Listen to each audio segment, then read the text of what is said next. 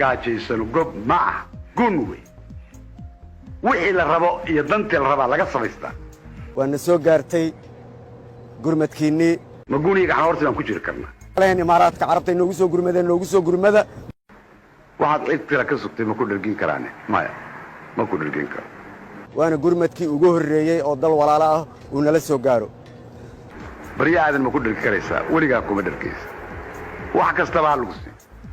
inay soo kordhiyaan mucaawinadii maadaama lagu jiro xilli abaar ah inta ugu xoolo badan adduunka hadday waxooda kugu shubaan weligeed ku deeqi mayso